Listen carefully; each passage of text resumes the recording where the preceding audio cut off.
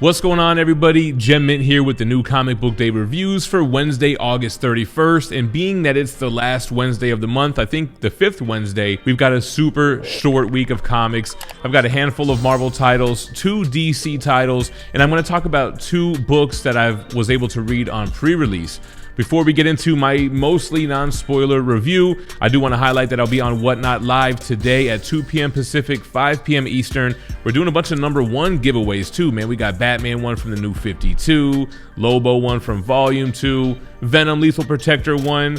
We got the Green Lantern 1 from the 90s. I might even throw in this Alias. I don't know. It's a #1, First Jessica Jones. Make sure that you guys are following me on Whatnot. We're doing $1 start auctions that last 15 seconds, sometimes sudden death. Come hang out. It's a good time for an hour.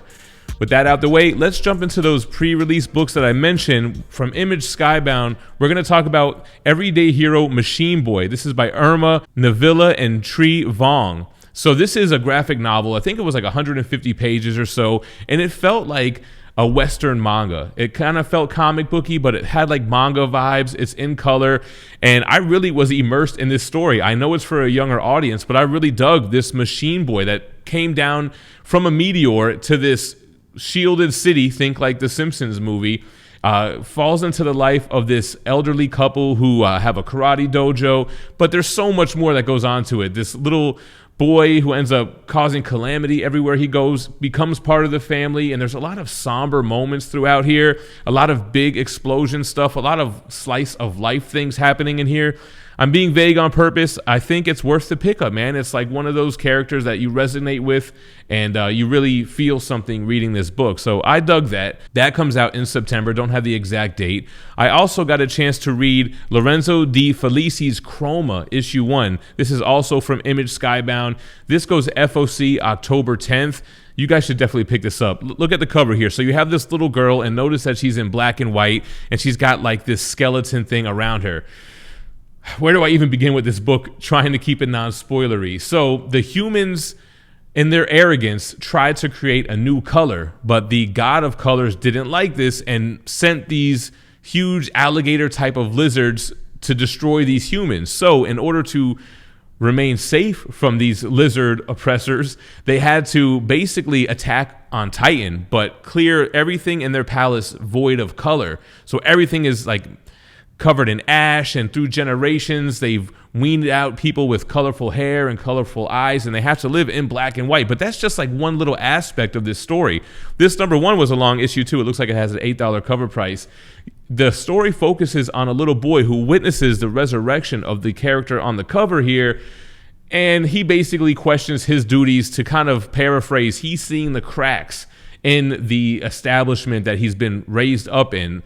Great book, so many layers. I didn't even notice the black and white thing until a little bit later on in the series, or in the issue, I should say, because it's not really black and white. It's like a grayish type of thing, but you do have color in the book. Definitely worth the pickup. FOC October 10th. That means you have to tell your LCS to order it before the cutoff date. Moving on to Marvel, we have Amazing Fantasy 1000, and it's what you would expect. It's an oversized book. There are many short stories in there. Sure, some of them are nice. Nothing really feels like it's connected to the overarching story.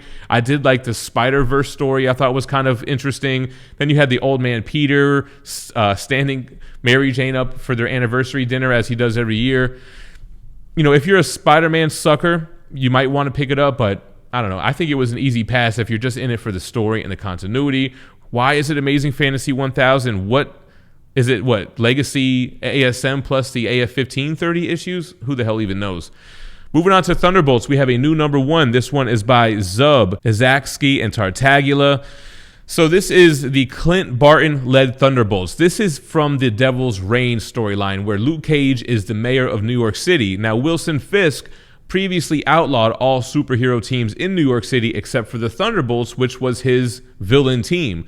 So because of that red tape, Luke Cage can only appoint a Thunderbolts team to be a superhero team operating in New York City. So they tap Clint, tells him he's his first choice. Of course, he's not his first choice. It's actually Monica Rambeau. That might be a spoiler. Who cares? The book's not that interesting. Clint already wanted to kind of revisit West Coast Avengers. He gets invited to lead this team. It's America Chavez. It's a bunch of characters I'm not really familiar with. Kind of a dull story to me. Then we've got Gambit issue 2 by the great Chris Claremont. he was joined by Cotain and Grutengern. So I did catch up on issue 1. This feels like it just picks up a story between the stories that we've already read when Gambit was first introduced in Uncanny X-Men 266, and he's with the 11-year-old version of Storm. Now, in this issue, they kind of play with that trope that they're visiting this beautiful land that these evil people want to purchase to build a mini mall, and they don't want to sell. That kind of trope. But I do enjoy the series. I like the dynamic between Gambit and Ro, little baby Aurora Monroe, who, if you remember from back in the day, she was just changed back to that younger form. Issue 1 dealt a lot with Shadow Man, and that ties into Storm's origins. This one, I don't think issue 2 was as good as issue 1. It's a 5-issue miniseries if you want to keep up with it.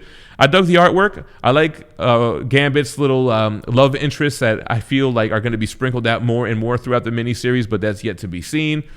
It was okay. Art was good. Same with Ant-Man. I caught up on issue 1 today, actually, so I could read issue 2. This is by Al Ewing, Riley, and Belair. So this is interesting because it also takes place during the events of like Tales to Astonish, right? So it'll even give you little asterisks, and it's even drawn and written in the Silver Age fashion. But if you remember in the beginning of issue 1 and at the end, the narration is from an Ant-Man of the future, and it's like you're experiencing this Marvel whatever kind of thing. Like they make it like an interface as you're reading this. So at the end of issue 1, we see that there's this futuristic version of Ant-Man who taps. He's a villain. I forget his name. It's not Scott Lang and it's not Hank Pym. But then in issue 2, now we're into the 90s. Now we're during the Irredeemable Ant-Man storyline, and it's during the events leading up to Secret Invasion. So Al Ewing is really playing with the Ant-Man timeline. He must have grown up reading these comics or something, because he's like making this story that takes place during these pivotal times in comics, I guess you would say. Silver Age. Now we're in the 90s. Who knows where we're going to be next. But it's funny because now Hank Pym is really a Skrull, so we're dealing with that whole Skrull aspect, and it feels like Secret Invasion, just like issue 1 felt very much like a Silver Age comic. So Al Ewing doing some interesting meta stuff with Ant-Man. Which brings us to X-Men issue 14. This is by Dugan, Villa, and Milla. So spinning out of the Judgment Day event, this is very much a Iceman story. If you don't like what Marvel's been doing with Iceman since all new, all different X-Men, you're not going to like this, but it shines a bright light on him, and it showcases him being the hero that he can be, essentially stopping this huge meteor attack by conjuring a thick enough glacier disc in the air. I kind of like how they play with his whole like sexuality thing, with the news reporter wanting to put gay superhero in the title, and then the editor like, maybe we should X that out. I think it kind of like paralleled real life in a sense, and I like when they do that. It's like we understand the optics here, right? And kind of explaining why they chose to include it in this book was kind of meta as well. I kind of dug the issue, man. It was a pretty flashy, well-drawn, nice artwork, nice coloring type of book. The last one from Marvel is X-Force issue 31. It also spins out of Judgment Day, and it's really a Kraven-driven issue with Deadpool tagging along, as you can see on the cover here. But Kraven, he gets judged by the Celestial who has been awoken. I think it was the Celestial that was Avengers Mansion, and now is judging all of humans, not just mutants who have become deviants. Anyway, you have to read the whole thing, I guess.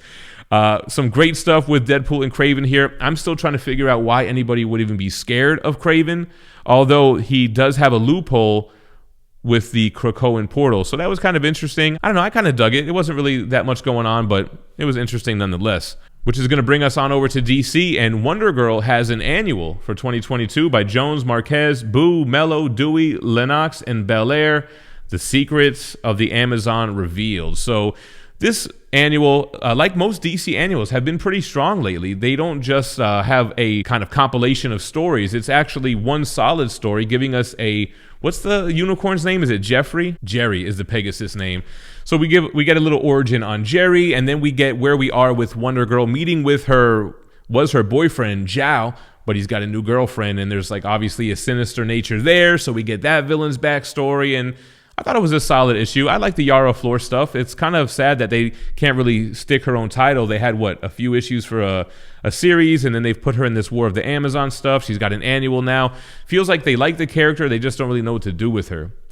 Before we get into our pick of the week, open enrollment is active for the Comic Tom 101 mystery mail call. Not only will he send you comics at random, but he's got a new amazing exclusive variant for Invincible issue 1 with a wraparound cover by John Boy Myers. There are 4 different versions of this cover. You've got your trade dress, your virgin, your color splash, and your foil. You'll get one of those at random in the mystery box, and stay tuned to the channel because Tom tends to add more and more exclusive as the months go on. Hit ComicTom101.com to secure the mystery mail call today. All right, guys, on to the pick of the week. Now, keep in mind, it was a light week. This might not have gotten pick of the week during a stronger week, but I did give it to this Superman War World Apocalypse issue 1. I like Philip Kennedy Johnson. He's joined by Peterson, Conrad, Raynor, Mendoka, and Low Ridge.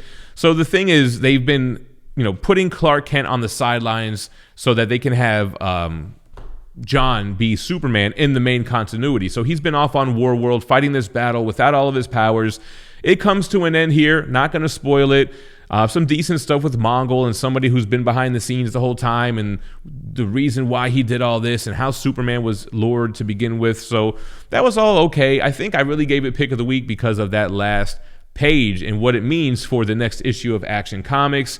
Slow week, but I do like the War World stuff. Like, I just got done reading Superman the Exile in the Omnibus right before this arc started in Action Comics, so it just blended together so well for me.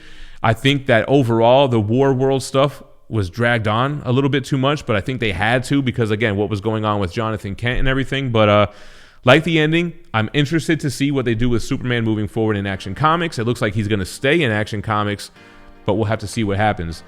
Those are the weekly comic book day reviews. Again, super short week. Make sure to catch me on Whatnot later today.